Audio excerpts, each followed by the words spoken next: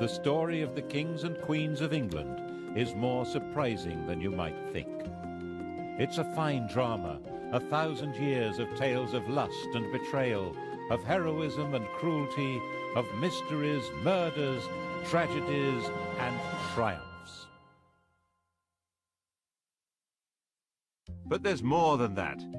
This episode begins with a king of England who ruled for over a year, but who simply vanished from the record.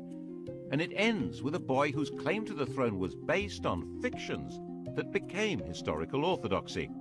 We begin in the year 1216, in the reign of King Louis of England. Yes, King Louis, not the most famous king of England. At the request of the barons and with the enthusiastic support of the population of London, he'd come to England from France to take over the crown from John. And John, struggling to fight back, had fallen ill and died. Louis, who'd been acclaimed king at a mass in St. Paul's Cathedral, now had the throne to himself. He had no coronation, as the bishops had been excommunicated, but rulers are created in England by acclamation, not coronation, which is why the uncrowned Edward VIII was a king, and Lady Jane Grey, who did have a coronation, was not queen. And Louis got rubbed out of the list of England's monarchs because his acclamation was, with hindsight, withdrawn.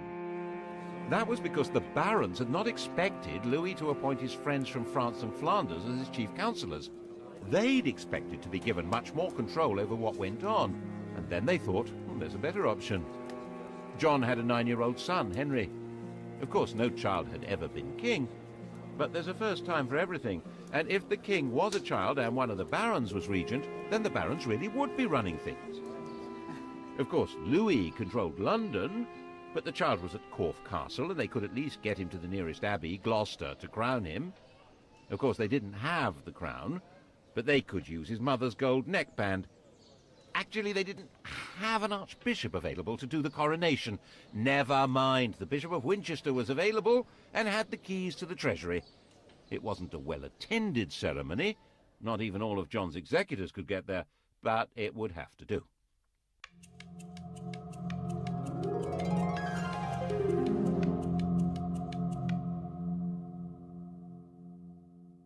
Naturally, little Henry III was not actually exercising the powers of king. That was the job of a baron, the regent.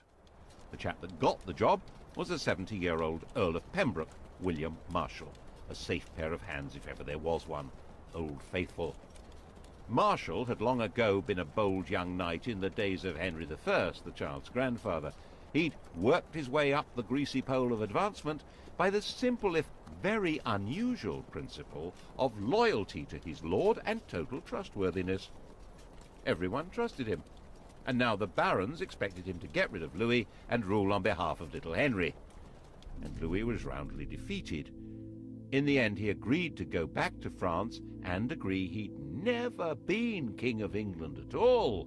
And all the barons and bishops who'd acclaimed him as king agreed that they'd never done anything of the sort. Everyone became patriotic. For the first time since the Norman conquest, the French were being described as foreigners, looting the English. The barons all spoke French, and they had nothing in common with the villeins on their lands, but they were beginning to feel English. And William Marshal reissued Magna Carta and said that all the old laws and rights of England were exactly what Henry III wanted to uphold. William Marshal died, the grand old hero of England, in 1219, and Henry was given a proper coronation at Westminster the following year. As Henry grew up, the barons and bishops had no intention of letting him get away from them. He learned to do as he was told, and that pretty much defined him as a king. What the barons and the bishops hadn't thought about was that one day he would be listening not to them, but to his wife. Perhaps one of them should have married him. Instead, in 1236, he married Eleanor, a younger daughter of the Count of Provence. He was 29, she was about 19, and she wrapped him round her finger. She arrived with her uncle, who immediately started running the king's life and carted huge amounts of treasure off to his homeland. Then she got another uncle installed as Archbishop of Canterbury. Her physician became the Bishop of Durham, and large sums of money supposedly going to her mother were actually funding the wars of her brother-in-law, the Duke of Anjou. She was inevitably staggeringly unpopular. And however little money the king had, he always seemed able to support her relatives abroad, paying for their courts and their armies.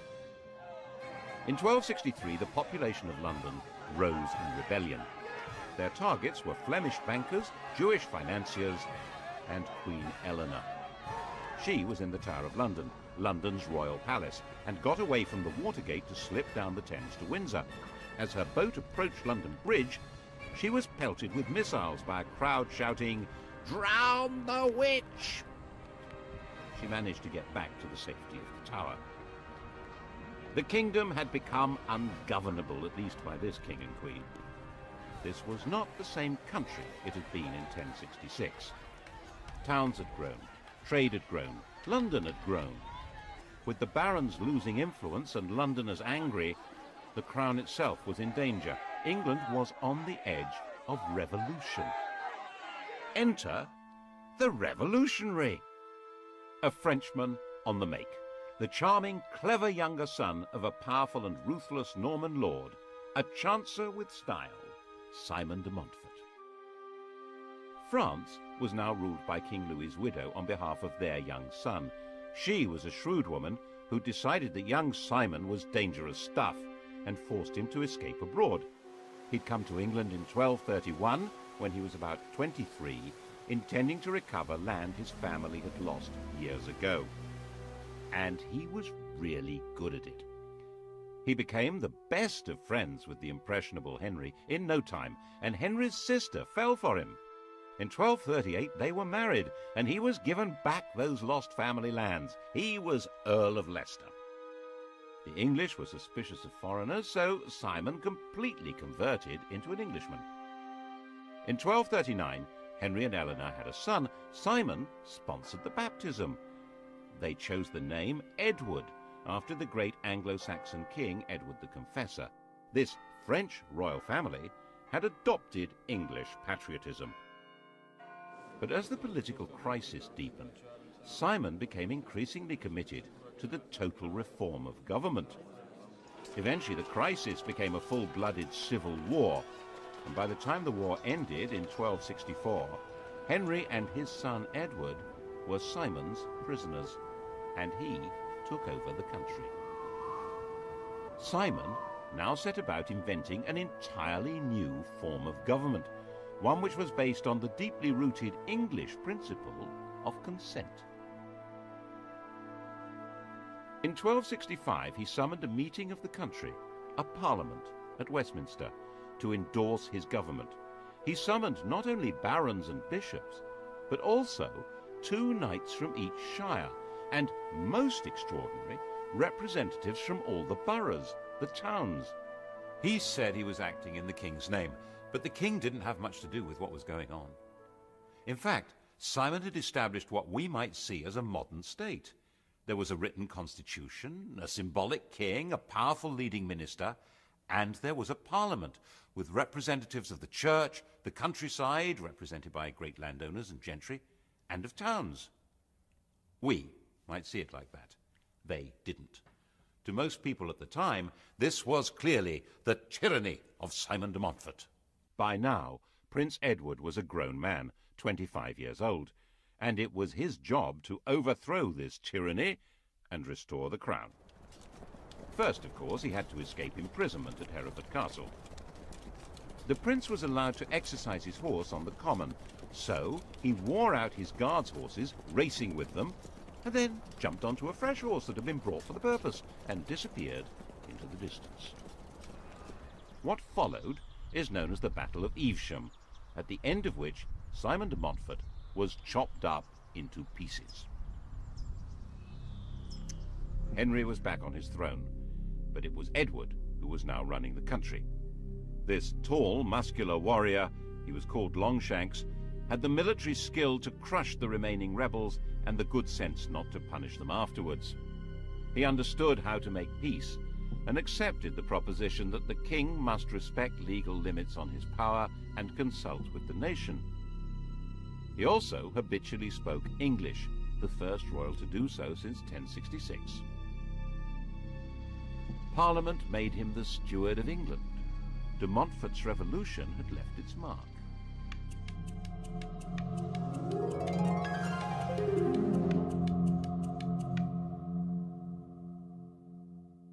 The old king died in 1272, having reigned for 56 years. Edward's main interest in life was chivalry and warfare. His natural costume was armor. It had been since he was a child. When Henry died, Edward was out of the country on crusade.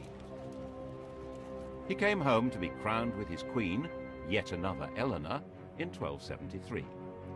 The daughter of the King of Castile, she'd already borne Edward 6 children. They would have 10 more. England now had something like a settled system of government. Edward confirmed the existing charters, including Magna Carta, and was able to leave the business of government and justice to his council and judges. His main concern was how to gather the money to conduct his military interests without provoking more rebellions. He hit on a brilliant policy. He invented nationalism. To demonstrate that his kingship was rooted in English tradition, he and Eleanor conducted the most remarkable ceremony at Glastonbury in 1278. In 90, the monks of Glastonbury had found graves which were believed to be those of King Arthur and Queen Guinevere. The bones had been placed in the Lady Chapel. Now, 88 years later, King Edward carried the bones of Arthur and Queen Eleanor those of Guinevere. They put the legendary remains in a magnificent tomb in the main church. Edward presented himself as a new Arthur. All this was part of a wider campaign to give his kingship the power of myth, and so unite the country behind him. This unity was going to be needed when he claimed supremacy over all Wales. It worked. When the Welsh princes rejected his claim, he was able to raise the money to make an enormous military effort. He became the first English king to totally conquer this mountainous territory. One of its princes, Llywelyn, was killed in battle. His head was mounted on the Tower of London. The other, David, was put on trial for treason before Parliament and sentenced to be drawn, hanged, beheaded, and quartered. This was a savagery previously unknown in English law. The English system of shires and hundreds was now extended to cover all Wales, and the conquest was emphasized by huge state-of-the-art royal castles like this one at Carnarvon. Edward's war chest was based on a new source of royal finance. In 1275, Parliament granted him the right to charge customs duties on wool. See how useful it was having a parliament, with merchants to agree to taxes. Nevertheless, popular rhymes suggested trouble was brewing. The king he wants to get our gold, the queen would like our lands to hold. His war chest had come from Jewish moneylenders, but now they had no more to give. Never mind, the Jews could serve another purpose. Italian bankers would provide advances on the customs duties and collect the taxes themselves, and Edward could unite the country behind him in persecuting the Jews. 650 years later, the Third Reich would adopt his entire program. First, Edward decreed that they were a threat to the country. Their movements and activities were restricted. To identify them easily, all Jews were obliged to wear a yellow patch in the shape of a star. Next, he arrested all the heads of Jewish households. Over 300 were taken to the Tower of London and executed, while others were murdered in their homes. Finally, in 1290, the king banished all Jews from the country. By now, the armored overlord was a national hero.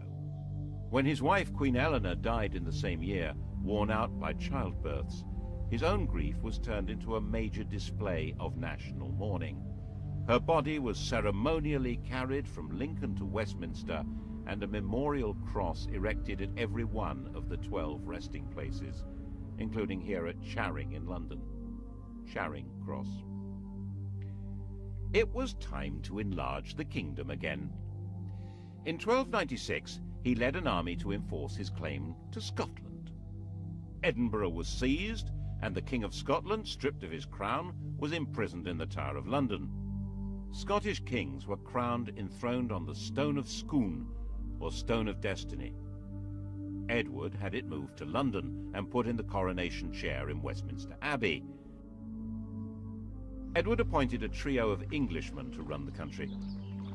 Actually, his rule in Scotland was not noticeably harsh or unjust, but that was beside the point. His own conjuring of the demon of nationalism was turning against him. Ordinary Scots began to discover a feeling of national identity. A popular Scottish resistance movement grew, led by William Wallace, better known nowadays, outside Scotland at least, as Braveheart. Most of Scotland had broken free before he was defeated. And then in 1306 rebellion began again, and Robert the Bruce was crowned King of Scotland. By now, Edward, the Hammer of the Scots, was old and sick. He tried to lead an army back into Scotland, but it became obvious he'd never get there. A few miles north of Carlisle, on his deathbed, he gave instructions to his 23-year-old heir, Edward, Prince of Wales. 100 knights were to crusade, carrying his heart. The army should carry his bones to defeat Scotland, and the prince was not to have anything further to do with his very, very close friend Piers Gaveston. The king was dead. Edward II was ready to party. Edward was physically tall and muscular, but his similarity to his father ended there. He had no interest in being a warlord. His father had taken him on campaign, but the prince travelled with a pet lion and a troupe of Genoese fiddlers. Edward I had tried to change his character by assigning him a charismatic squire who was good at tournaments. This had backfired spectacularly. Edward and Piers Gaveston had fallen in love. Gaveston was banished, but obviously he was now coming back. Gaveston was an elegant, charming, artistic man who loved showing off his power over Edward and could still easily beat more macho men in tournaments. This was a recipe for a short life. Before his coronation, Edward married Isabella, the sister of the King of France. Then Gaveston was seen wearing Isabella's wedding jewellery. At the coronation, he showed up carrying the crown, wearing royal purple and pearls. Some of the barons wanted to kill him on the spot. Eventually, of course, they did kill him, here at Blacklow Hill in Warwickshire, having chased the king and Piers round the country. And then Robert Bruce, renegade King of Scotland, set about completing his War of Independence. He captured Edinburgh and besieged the last English stronghold, Stirling. In 1314, Edward II set out to relieve the city. The battle at Bannockburn, just outside the castle, was a total disaster for the English. Edward's troubles were made worse by the fact that the climate, which had been benign for about 100 years, took a dramatic and long-term turn for the worse in 1315. As harvests failed and cattle died, the barons said that his extravagance and lack of direction was intolerable, so the grown-ups took over. The Earl of Lancaster, head of the council, was now acting as king, keeping Edward on a daily allowance of £10. But he still had friends. He turned to Hugh Despenser and his son. Despenser was the only nobleman who had supported Gaveston. Eventually, they managed to help him break free of the power of Leicester and the other great nobles. But no one had a solution to the unending run of bad harvests, and the apparent enthusiasm of the Despensers to enrich themselves made Edward's rule deeply unpopular, especially with his queen Isabella. In 1325, she got away to France and refused to come home unless the Despensers were thrown out. Worse, she'd fallen passionately in love with an ally of Leicester's, who was hiding out in France, Roger Mortimer.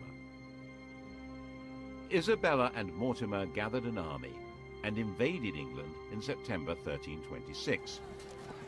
As homophobia turned into mob rule, Isabella and Mortimer were joyously welcomed to London. In a few months it was all over. The elder dispenser, almost 90 years old, was hanged without being given time to take off his armour. The younger had his genitals cut off. Then he was disemboweled.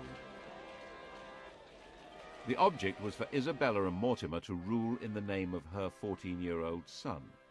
But the boy refused to accept the crown without his father's consent. So Edward, dressed in black, was deposed in a solemn ceremony. The steward of his household broke his staff of office. He broke down and cried. He was eventually moved to Berkeley Castle, where he was encouraged to die as soon as possible. He was denied sufficient food and clothing, he was prevented from sleeping, he was crowned with a crown of hay and shaved with ditch water. Isabella, generally known as the she-wolf of France, reproved the guards for their mild treatment. Since he would not die by himself, he was murdered in his bed on the 21st of September. It's said that he was raped with a red-hot poker. His dying shrieks were heard throughout the castle. A homophobia had allowed Isabella and her lover Mortimer to brutally and illegally depose Edward II. That didn't make them heroes for long. Edward III, in whose name they ruled, was their prisoner. But in 1320, when he was 18, he broke free. They were staying in Nottingham, and he put together a plot to lead a band of armed men into the castle through an underground passage. They seized Mortimer and Isabella. Mortimer was hanged. Isabella shut away in Castle Rising in Norfolk.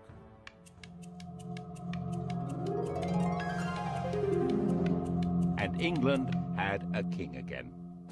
Law and proper government would be resumed under a handsome young man, properly entitled to the throne, who also happened to be a fine chivalrous knight who spoke English, French and German, and who was already married with a baby son. What could be better than that? Oh, how about a good war? Edward decided on the most extraordinary and significant military campaign since the Norman Conquest. He announced that by the laws of inheritance, he was the rightful successor to the throne of France. It was rubbish. It wasn't. But he certainly meant to be. And in 1337, he began preparing his invasion. Actually, there were two genuine reasons for this, and neither had anything to do with the law of succession. One was that the French were supporting the Scots, and so long as that continued, the King of England would never be master of Scotland. And northern England would be constantly threatened by raiders, looters, and Scottish armies. The other was that England was now a busy commercial country selling wool to Flemish weavers. In 1336, Philip of France decided to take control of this trade. He arrested all English merchants in Flanders and took away the privileges of the Flemish towns and the craft guilds. English merchants pointed out that they'd lost their income.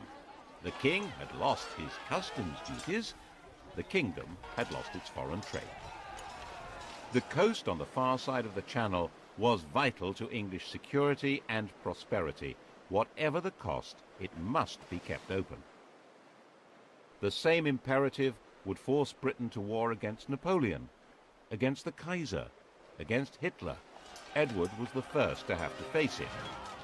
His solution was to claim France and break it. This little campaign is known to history as the 100 Years' War. But this war actually changed the nature of the king's job, because it required a new kind of army. Ever since William the Conqueror, the idea had been that in exchange for their landholdings, lords and knights were supposed to turn up in arms and fight for the king when they were needed. But this didn't work very well for a war overseas. Firstly, a knight's service was only meant to be for 40 days at a time. That doesn't work with a 100 Years' War. Secondly, many knights felt that they shouldn't be obliged to go overseas at all, and they were probably right. And thirdly, they weren't necessarily fighting men anymore. so Edward needed to have a professional army. Knights who didn't want to serve didn't have to. They could pay a tax called scutage that would allow Edward to hire professionals. Mercenaries were quick to see the opportunity for plunder and ransom and joined up. And freed from the need to pander to knightly good manners on the battlefield, Edward hired thousands of effective, deadly archers from the lower classes. Instead of being a feudal warlord, the king was now a professional commander. He invaded Normandy in 1346, and his professionals destroyed the old-fashioned feudal knights of France at Crécy, opening up that vital coast. Calais held out, and when it eventually surrendered, Edward announced that it must be punished. The city keys must be handed over by 6 leading burghers, barefoot, with nooses round their necks, to be hanged. When they arrived, the Queen publicly fell on her knees and pleaded for the burghers' lives, which of course Edward granted. This splendid pantomime was part of the theatre of royalty, which Edward was now developing to a magnificent art. The life of the king was being turned into a public performance. His court was the home of chivalry, and his lords and knights were given parts in the drama. It was a brilliant device for binding together war, taxation, and loyalty. The Queen was as important in this as the king. She led the ladies of the court, the judges of chivalric behavior, and she was the source of mercy, tempering her husband's justice. This was a religious image. People were encouraged to show devotion to the Virgin Mary, the Queen of Heaven, who would intercede and offer protection against divine judgment. Intercession was desperately needed by people who believed that God punished them with death. Death arrived at Weymouth in June 1348. Black Death. In less than a year, the whole country was stricken. No one could have understood what was happening. Once a person was infected, large, foul-smelling swellings developed in the groin, neck, and armpit. Death followed within 2 or 3 days. The disease killed more than a third of the population, and by 1350, the population of England was half that of 1315. In the midst of the dying, the theatre of royalty grew grander. Edward created the Order of the Garter, where 2 tournament teams played out an Arthurian drama based on St. George's Chapel at Windsor. The castle was rebuilt for the show. With the nobility bound to him by chivalric dreams, and the shires and towns granting funds for the war in Parliament, the French war could still go on. Another decisive victory at Poitiers in 1356 brought France to the point of disintegration. But by now, the war couldn't be ended. The nobility and troops saw endless vistas of plunder, while the king's only chance of income came not from his withered population, but from rich ransoms. This war would last 100 years. By the time Edward died in 1377, 65 years old, the townsmen and peasants of England were sick of the whole thing. The king's oldest son, Edward the Black Prince, had been the flower of chivalry and hugely popular, but he died a year before the king. The successor to the throne was the Black Prince's 10-year-old son, Richard. Real power, though, lay with Richard's uncle, John of Gaunt.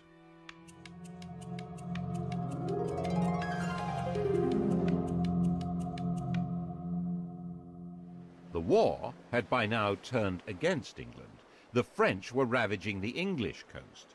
The shrunken working population demanded proper wages. They had no interest in performing feudal duties on the land, while desperate landowners needed more than ever to enforce them. Gaunt's government needed money and tried to raise it from a poll tax, not understanding that the population was far smaller than before. When they failed to raise the money they'd expected, they tried again, and England erupted.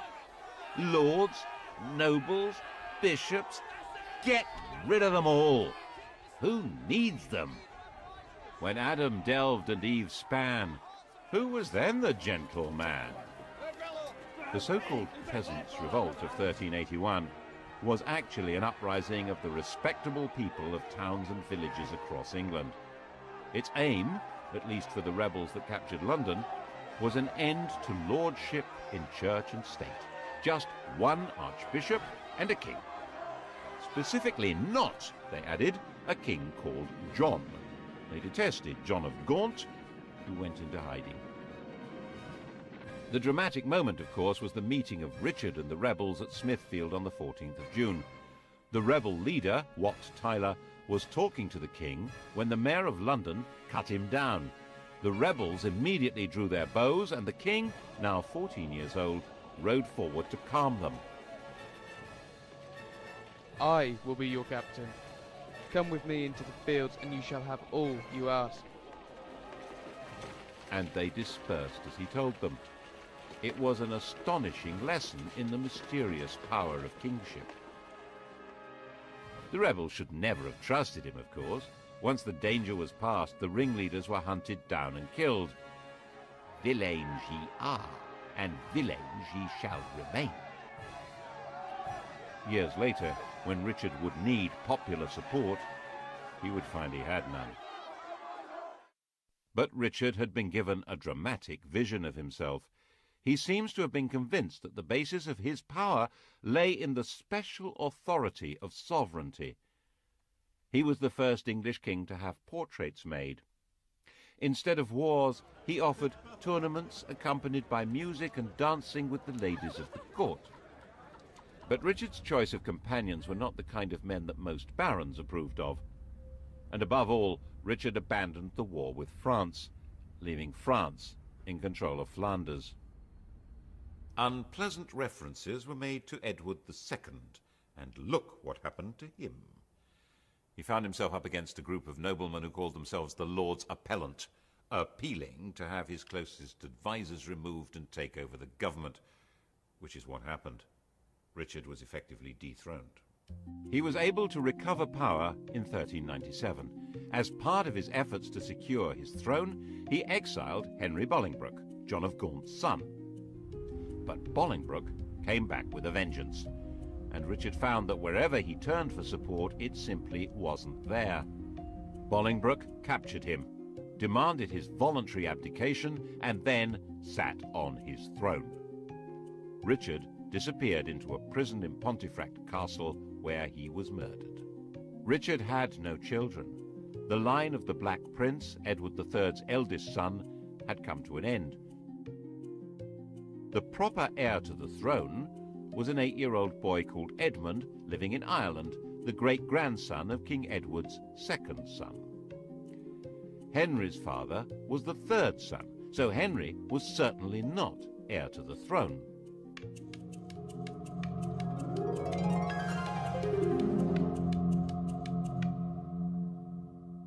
But he was a big man, with a big red beard and a big army, and he was sitting right there in England on the throne, not in Ireland, not 8 years old, so Parliament decided that he was very definitely fully entitled to be King of England. Oh, yes! Edmund spent the whole of Bolingbroke's reign as a well-maintained prisoner. Henry was the first king to speak English as his native tongue. He was personable, brave, and a very capable leader in battle, but without legitimacy. He was clinging to power by his fingernails. Anyone who doubted Bolingbroke's right to be King of England could expect to be part hanged and then have their intestines pulled out before being killed. His regime became ever more repressive as he became more worried. There was an uprising in the north which he put down with real ferocity. It was said that he personally killed 30 men in battle. And the air hung heavy with the smoke of burning flesh as the English church, under this new regime, began burning heretics. The usurper needed to rule by fear, but the most frightened person in England was him, who'd seized the throne and killed King Richard, was a frightened man. He made himself sick with worry. Sometimes he sank into a coma. People said he had leprosy. Government was taken over by his son, also called Henry, a young man who'd grown up fighting on his father's behalf. In fact, Parliament suggested that the king abdicate in his son's favour, which he refused to do. In 1413, the Grim Reaper came with a more convincing offer. He was only 45 years old, and the 26-year-old Henry V was crowned in April in a snowstorm.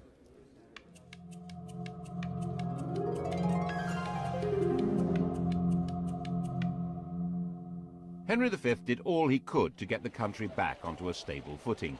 He gave Richard II's remains a proper burial, and of course he got back to the important business of invading France.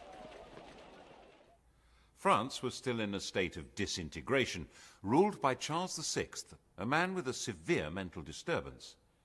In a fit of derangement, he'd slaughtered his own attendants. Now he believed that he was made of glass and about to break. He actually had iron rods stitched into his clothing. It was easy meat, and Henry's overwhelming victory at Agincourt in 1415 destroyed much of France's aristocracy. The English king was now in control of Paris. Charles, very fragile, agreed to acknowledge Henry as heir to the French throne. This meant disinheriting his own son, the Dauphin. And Henry took Charles's sister, Catherine de Valois, as his bride. What a great place to end the story. England safe, Edward III's plan to take over France brought to fruition, a genuinely popular king, and they all lived happily ever after. Not. In 1422, Henry V, not yet 35 years old, contracted dysentery and died. England had a new king, Henry and Catherine's son, Henry VI. 6 weeks later, the King of France also died, and Henry VI became King of France. Just one problem. His Majesty King Henry VI was only 10 months old. The Duke of Bedford was appointed Regent of France and the Duke of Gloucester Regent of England. And the baby's kingdoms, especially France, were in serious trouble.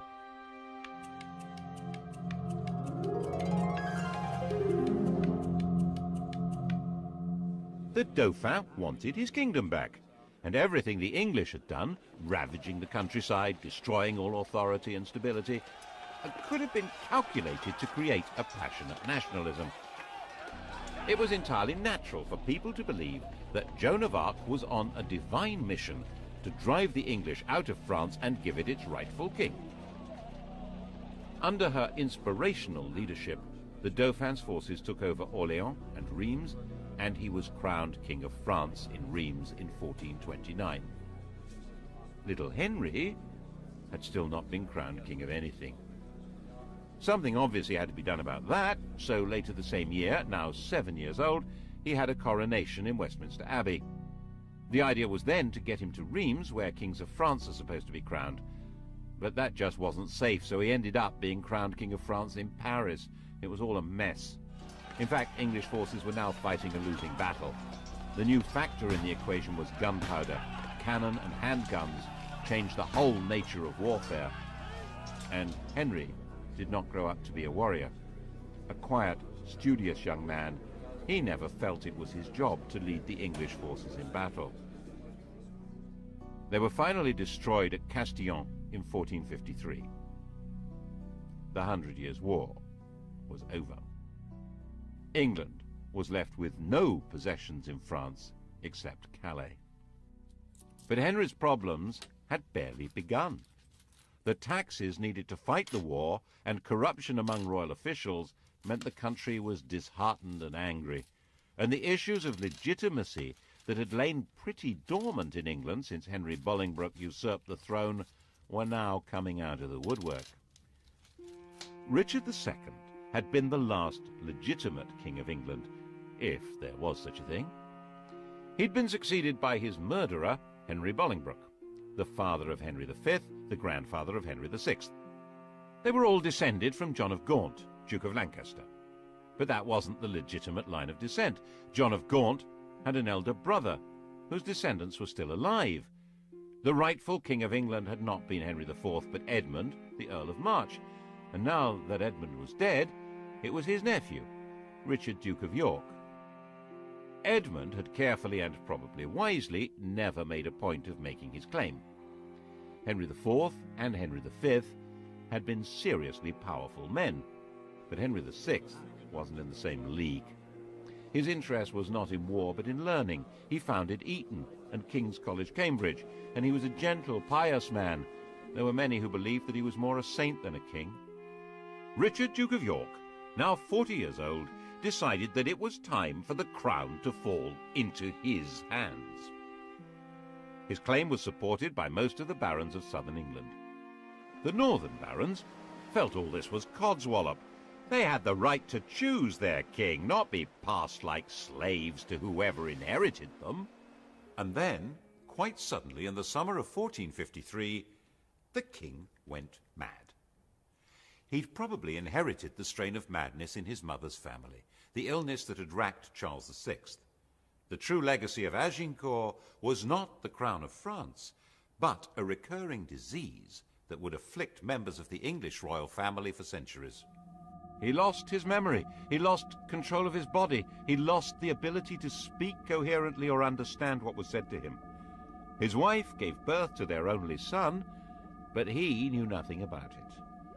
With the king incapacitated, government needed to be handed to a regent, and the man with the backing in the south to take over the reins was Richard, Duke of York. The inevitable and disastrous outcome was civil war, Lancaster against York.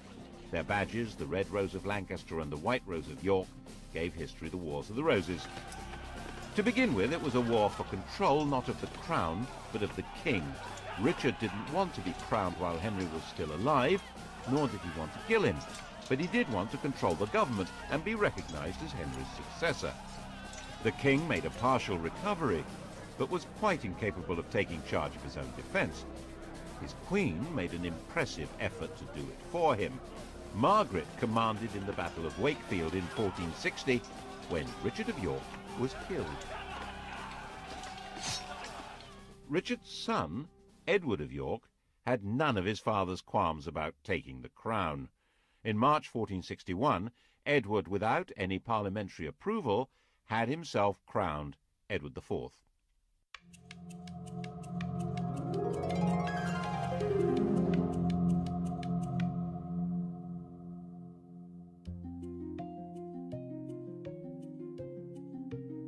Henry was still alive, a husk, and became a refugee with his queen. The deposed royal family hid in Scotland. Then Henry was captured and became a prisoner in London. In 1470, an extraordinary upheaval backed by the King of France drove Edward IV from London, and Henry was rescued from prison and restored to his throne.